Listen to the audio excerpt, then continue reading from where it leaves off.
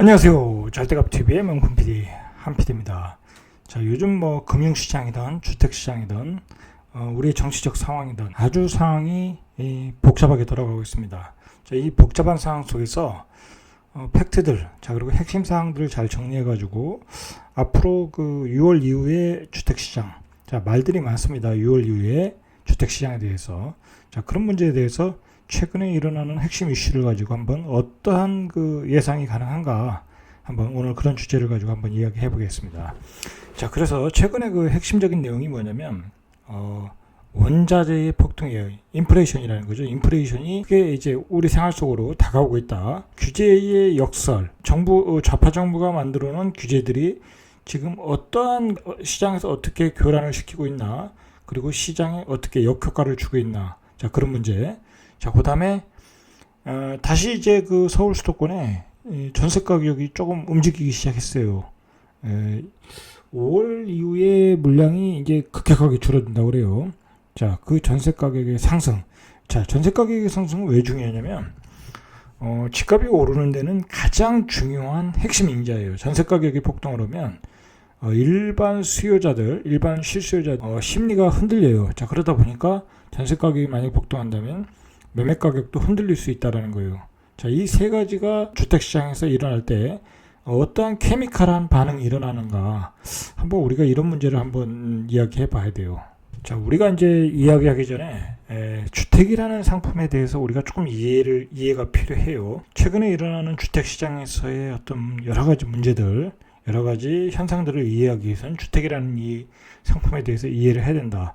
자, 조금 정리해봤어요. 어떤 제품으로 보면 이렇게 소비되는 제품이에요. 이게 집이라는 거 한 번 지면은 영원할 것 같지만 그렇지 않아요. 입지의 변화에 따라 그 집이 쓸모가 없을 수. 예를 들면 시골에 있는 주택들, 자, 그런 집들은 그 동네에 사는 사람이 떠나버리면 그 집은 이제 아무도 안 살게 되고 쓸모가 없어지는 거예요. 말 그대로 도시에서도 그 집의 입지가 떨어진다, 아니면 사람이 살 여건이 안 된다, 아니면 수요가 없어진다, 그러면 이제 그 집은 또 쓸모가 없게 되고, 또 너무 오래되면 집은 재건축을 해야 되는 거예요. 살 수가 없는 거예요. 30년 이상 살다 보면. 자, 그러니까 주택이라는 것은 소모품, 소멸 상품이라는 거예요. 자, 그리고 두 번째로 어떤 특정한 입지가 돼야 된다. 사람이 살 만한 입지가 돼야 된다. 자, 그런데 그런 입지에 대한 어떤 조건들이 최근에 까다로워졌어요. 우리가 이제 스마트한 시대에 살다 보니까 많은 요건을 충족을 시켜 사람들이 좋아하더라는 거예요. 자, 그 다음에 이 주택, 특히 아파트. 자, 이 아파트는 우리가 어떤 소멸, 사용을 하면 감가상각이 되고 소멸하는 상품인데, 중요한 것은 이게 공급을 이렇게 쉽게 할 수가 없어요. 공급을 하려면 특별한 입지에 특별한 인프라를 넣어서 사람들이 좋아할 만한 주택을 만들어내야 되는데, 적재적소에 그런 주택을 공급할 수가 없다라는 거예요, 이 아파트는. 자, 그런데 문제는 뭐냐면 이런 주택이다 보니까 규제에 굉장히 민감해요. 민감할 수밖에 없어요. 왜냐면 이건 이제 어떤 자산으로서, 투자 수단으로서, 투자 재테크로서 일반인들이 쉽게 접근할 수 있는 어떤 투자 상품이잖아요. 우리나라에서는 지금까지는 그랬으니까. 그런 공급 물량이 모자르면 그건 가격이 급등할 수밖에 없어요. 자, 그러니까 당연히 이제 규제에 민감할 수밖에 없다라는 거죠. 규제에 따라서 시장의 물량이 줄어들고 공급 물량이 줄어들고, 자, 그렇다는 거예요. 그러면 만약에 규제를 했는데 시장의 유통 물량이 줄어들거나 공급 물량이 줄어든다, 그리고 소비자가 원하는 상품을 못 만들어낸다. 자, 그렇게 되면 어떻게 되겠어요? 가격이 급등할 수밖에 없죠.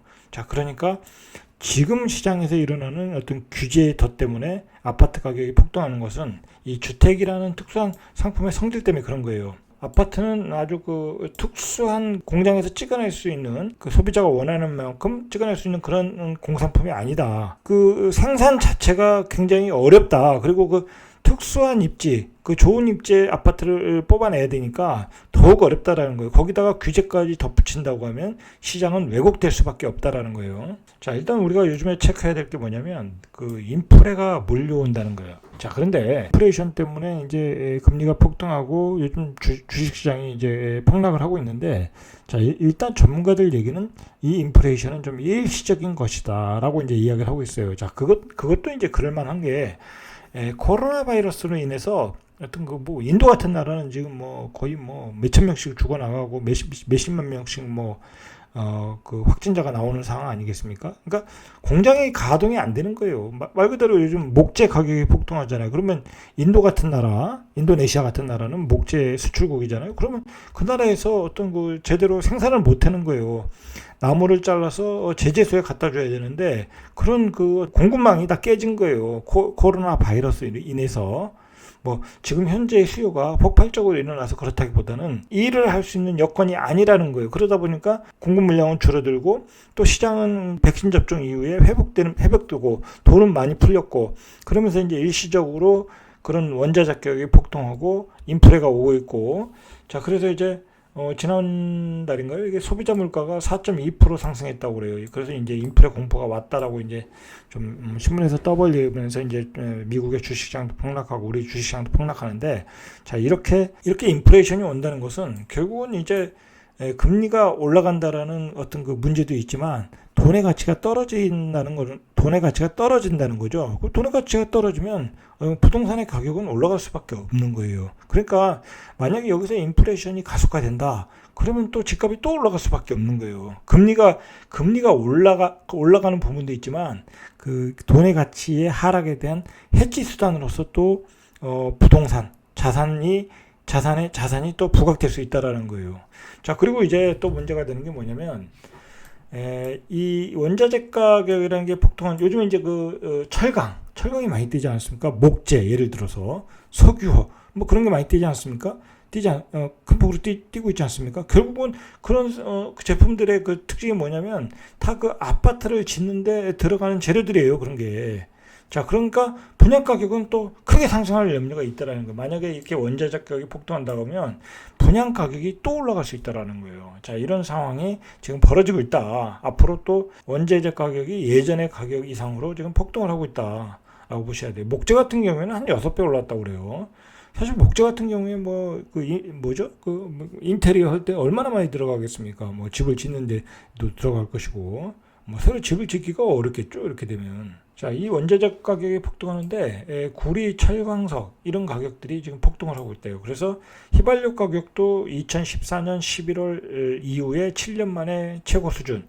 자, 이 곡물 가격도 올라가고 있다. 미국을 중심으로 한 인플레이션 우려 때문에 우리나라 금리도 다시 오름세를 보이고 있다라는 거예요. 자, 지금 우리는 수출은 사상 최대. 자, 그런데 이제 금리도 다시 오르고 있다. 자, 여러 가지 복잡한 현상들이 지금 믹스되고 있어요. 인플레이션이 오니까 이제 금리 인상을 해야 된다라는 게 연준에서도 이제 조금씩 나오고 있고, 그 재무부 장관도 이야기하고 있고, 미국의 재무부 장관도 얘기하고 있고, 연준에서는 지금 이제 인플레이션이 오고 돈은 많이 풀리고 10년째 국채 금리도 올라가고 이제 자산에 대한 버블을 경고하고 있어요. 자, 그런데 이제 우리 주택시장에서 보면 이 변동금리 주택담보대출 잔액이 한 70%라고 해요. 그러니까 30%는 고정금리, 70%는 변동금리라는 거예요. 2월 말 주담보대출의 잔액이 593조인데 한 68%, 거의 70%죠. 404조가 변동금리다. 그러니까 우리 주택시장의 어떤 그 금리에 대해서 어떤 굉장히 취약성을 가지고 있다는 거예요. 금리 인상에 대해서 취약성을 가지고 있다. 자, 그런데 이 공격적인 최근에 매수를 보여줬던 20대가 대부분이 변동금리라는 거예요. 그러니까 여기서 만약에 거의 또 연끌했잖아요. 연끌했기 때문에 뭐 60% 이상 대출, 70%까지 대출을 받았을 텐데 여기서 금리가 1% 올라갔을 때는 타격이 크다라는 거예요. 타격이. 3월에 예금은행의 주담보대출 상품금리가 2.73%까지 올라갔다고 그래요. 그러니까 이게 만약에 3.73%가 된다, 뭐 4%가 된다. 자, 그러면 이제 아무래도 그 많은 그 이자 부담 때문에 매물이 많이 나올 수는 있어요. 뭐 급격하게 나오지는 않아요. 급격하게 나오지는 않는데 어느 정도 이제 시장의 어떤 매수세가 멈출 수가 있죠. 최소한 이제 한 여기서 1%가 올라버리면 1%, 1.5% 이상 올라버리면 이제 연끌을 하기가 어렵다라는 거예요. 연끌. 이제 새로운 매수자가 없다라는 거. 뭐 가지고 있는 사람은 버틸 수 있는 힘은 있어요. 그런데 새로운 매수자가 없다. 자, 원자재 폭등에 의해서 금리가 올라갈 수 있다. 그다음에 분양가도 올라갈 수 있다. 집은 다시 해지 수단이 될 수도 있다. 이렇게 상황이 복잡하게 돌아가고 있어요. 복잡하게.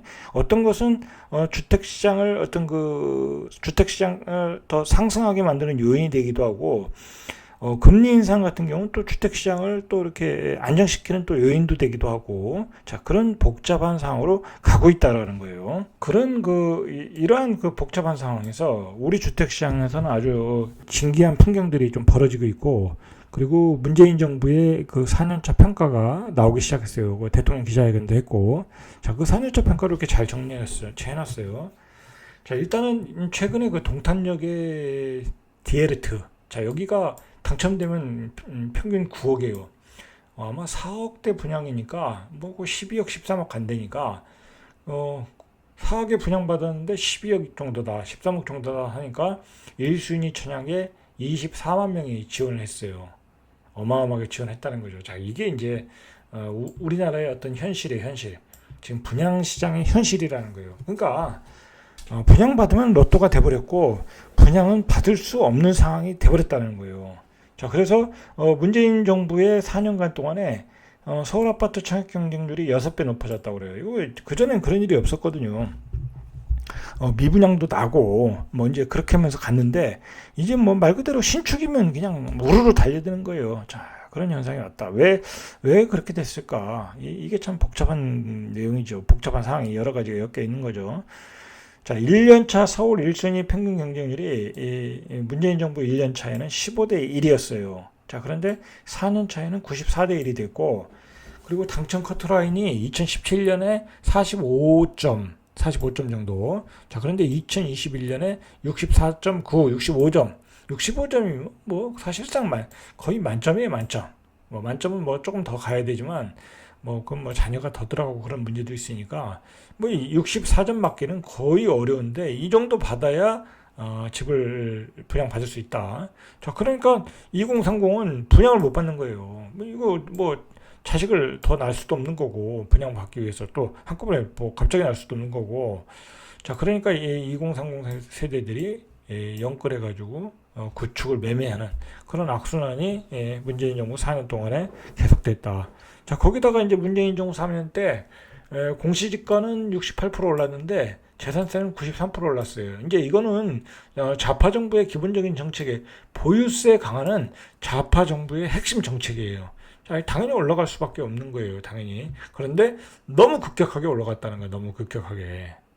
자, 그리고 이제 좌파 정부는 부동산 소득은 불로소득이다라. 이것은 사회를 양극화한다. 자, 그렇기 때문에 어떤 투자 그런 걸 인정하지 않아요. 그러니까 공공임대, 민간 임대를 공급해야 된다. 그래서 주택 공공성을 강화해야 된다라고 이제 주장을 했고 그런 정책을 폈기 때문에 결국은 공급량이 모자랐고 결국은 그리고 불로소득으로 봤기 때문에 양도 차익을 중과세를 때리다 보니까 시장 유통 물량이 말라버리고 자, 그러다 보니까 시장의 가격이 폭등했다는 거예요. 저금리까지 만나니까.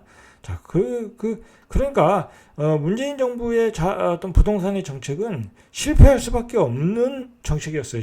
가격을 급등시키고 똘똘한 한 차로밖에 갈 수밖에 없는 정책이에요. 그러니까 강남의 부자들이 문재인 정부를 지지하는 사람들이 더 많다고 그러잖아요. 정책 자체가 그런 논리 구조를 가지고 있어요. 자, 예전에는 서울시, 부산시 보궐선거 이전에는 절대로 이 부동산 정책에 대해서 어떤 실패를 인정하지 않았어요. 항상 뭐라 그럴까요? 정책 실패의 원인은 자신의 정책의 실패가 아니라 투기꾼, 투자하시는 분들 때문에 이 시장이 교란됐다고 해요. 자, 그것은 일부 분명히 그런 이유는 있어요. 그러나 어떤 시장 경제를 통제 경제로 가면서 어떤 규제의 역효과 난 것은 어쩔 수 없었고, 자, 그런데 이번에 이제 어쨌든 뭐 결과는 뻔한 거니까 집값이 폭등한 거는 뭐 인정하지 않을 수가 없는 거잖아요. 그리고 그 집값을 막겠다고 얼마나 많이 누누이 강조를 했어요. 뭐 피자까지 이렇게 사준다고 얘기하면서. 자, 그러나 집값이 폭등했고, 그리고 국민은 그 여론조사에 나왔듯이 부동산 민심이 폭발해서 서울시, 부산시에서 보궐선거에서 여당이 참패하게 된 거죠. 그러나 이제 앞으로 또 대선이 남아있잖아요. 근데 앞으로도 우리 부동산 정책은 실패하지 않은 거다. 역시 투기 세력이 문제가 있다. 그렇게 나가면 어떻게 되겠어요? 그러면 대선에도 참패할 수밖에 없잖아요. 자, 그래서 문재인 대통령이 기자회견에서 죽비로 맞고 정신 차렸다라는 얘기했어요. 자, 그래서 문재인 대통령이 지난 4년간의 부동산 정책 실패를 인정을 했어요. 자, 인정을 했는데, 그럼 앞으로 하겠다. 앞으로 어떻게 변화해야 되겠다라는 게 중요하겠죠.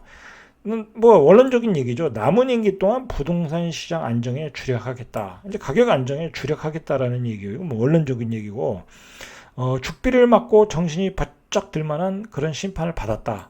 그러니까 이제 인정을 하는 거야. 이게 민심의 폭발은 부동산이었다라는 게 이제 인정을 하는 거예요. 그러면 앞으로 달라지는 게 뭐냐, 이거 앞으로 달라지는 게. 문재인 정부가 가장 공을 들이는 주택 정책에서 가장 공을 들이는 게 무주택자, 생애 최초의 주택자들이죠. 자, 그 다음에 2030 신혼부부들이에요. 자, 그러니까 문재인 정부가 정신을 바짝 차렸는데 무슨 변화를 줄 것이냐는 바로 이 두 주체에 대한 내 집 마련을 원활하게 또 쉽게 대출을 받을 수 있도록 자, 그렇게 하겠다라는 거예요. 조금 달라진 게 뭐냐면 예전에 이제 무주택 신혼부부 공공임대, 민간임대, 자, 그런 거 살아라. 그런 거, 뭐, 지분형 주택, 뭐, 그런 거 살아라. 라고 이제 그런 게 먹히질 않잖아요. 그거 누가, 공공임대 너나 살아라.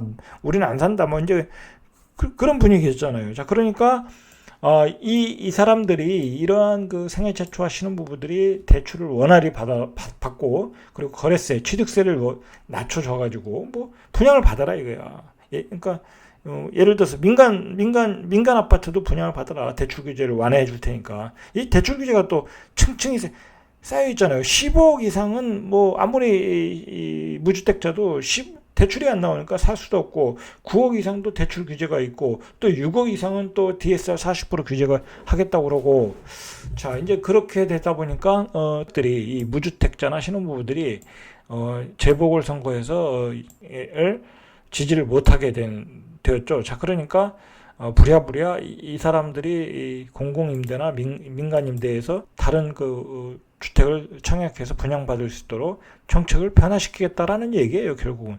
그래서 기존 정책에 대한 재검토나 보완은 이 사람들의 내 집 마련이에요. 민간 아파트의 내 집 마련에 달려있다. 그런 쪽으로 지원을 하겠다라는 거예요. 그래서 이러한 실수요자를 위한 구체적인 지원 방안을 마련하고 있다고 나오고 있어요.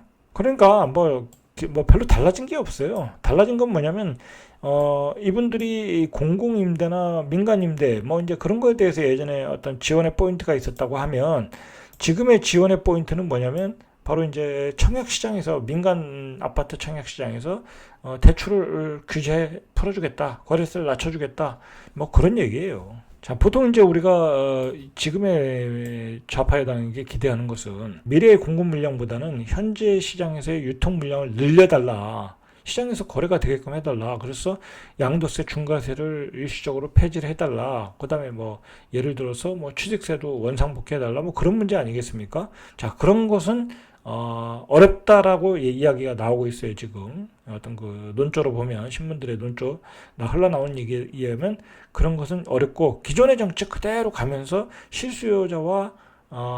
무주택 실수요자와 신혼부부들, 그 다음에 2030, 그런 사람들의 어떤 주택 내 집 마련의 어떤 그 제도 보완 정도. 자, 그렇게 가겠다라는 거예요. 그러니까 달라진 게 없다라는 거예요. 자, 원자재는 폭등했고, 또 규제의 덫은 계속 작용을 하고 있어요. 이게 왜 심각하냐면, 자, 보세요. 거래 규제를 하면, 그러니까 말 그대로 이게 매매가 안 이루어지면 누군가 투자를 해서, 뭐 임대사업자가 뭐 사서 이제 임대를 얻는 경우도 있지 않습니까? 그 갭 투자라는 거잖아요. 이 만약에 거래 규제하고 어떤 갭 투자들이 집을 못 사면 민간 임대 시장이 공급이 차단되는 거예요. 민간 임대 시장에 전세 놓을 물량이 없는 거야. 자, 그런데다가 임대차 보호 3법은 자, 이게 뭐 법이 나쁜 법은 아니지만 4년 동안 전세 가격을 묶어 놓다 보니까 그리고 이 전세 가격이 폭등하잖아요. 그 전세 가격이 폭등하다 그리고 이제 문제가 뭐냐면 이 임대차 보호 3법 이후에 또 이제 보호세, 종부세 또 폭탄 때리면서 전세가 다 월세로 다 바뀌어 버리겠어요. 전세 물량이 이제 시장에 없어지고 전세 가격이 폭등하는 현상이 일어났다는 거예요. 자, 그리고 양도세 중과가 되니까 거래가 감소되고 전세 시장 유통 물량이 또 감소가 되는 거예요. 거래가 감소되니까 전세 시장 유통 물량이 감소된다.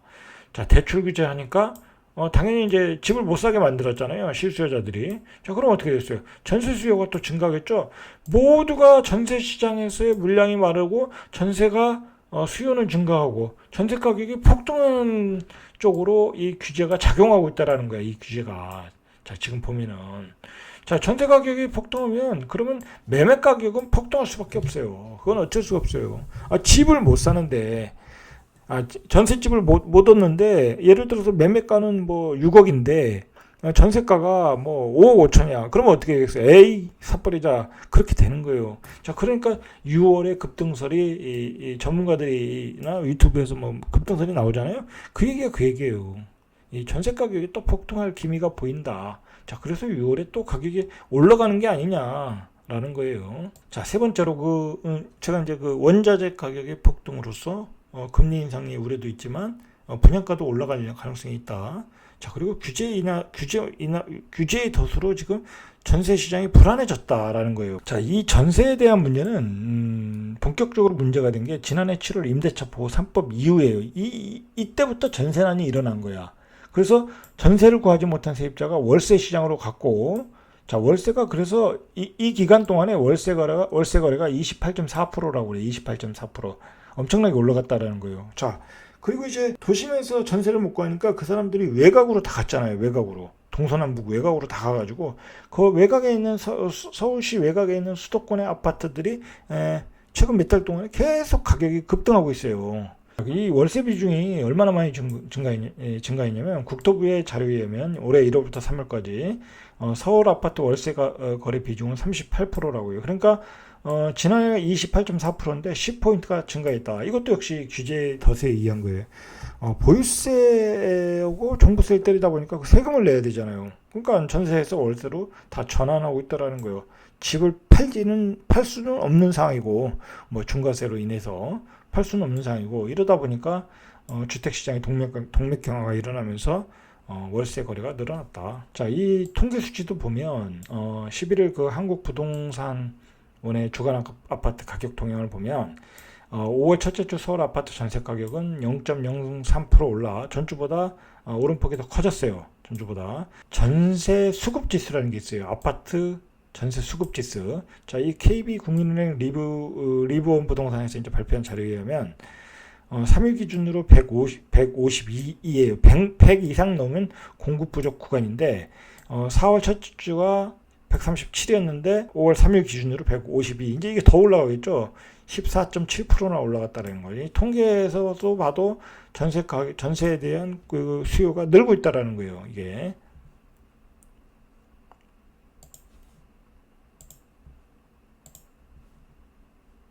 자, 이런 전세 수요가 늘어나는 이유 중에 하나는 바로 이제 재건축에서 시작된 거예요. 이거 재건축도 규제잖아요. 강남권에서 이 재건축을 앞둔 그 1200가구의 방배 13구역. 자, 여기도 이제 이주를 한다고 그러고, 반포 주공 1단지와 신반포 18자, 21차. 여기도 한 4000가구가 올 하반기에 이주를 한다고. 이 하반기에 또 공급 물량이 모자랄 때예요. 그리고 이제 재건축 추진 지역에서는 이제 실거주 요건이 강화됐기 때문에 전세 물량이 또 급감해요. 자, 이런 지역, 강남, 노원구 지역에서 실거주 요건 강화되다 보니까 압구정동 같은 데도 이제 살아야 되잖아요. 자, 그러다 보니까 이제 그 전세 물량이 시장에서 없어지고 실입처다 보니까, 자, 그리고 이런 재건축 지역이 또 입지가 좋은 지역이에요.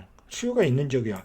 근데 그런 지역에서 또 매실도 일어나고 실거주 요건을 갖추다 보니까 전세 물량이 급격하게 줄어들고 있다. 수요는 늘어나는데. 그래서 전세가 폭등의 근원지가 되고 있다는 거예요. 전원지가. 그런데 올해 전국 아파트 입주 물량은 직방에 의하면 거의 없다고 그래요. 5월에 서울 입주 물량은 없다. 심각하게 전세 가격이 좀 심각해지고 있다라는 거예요.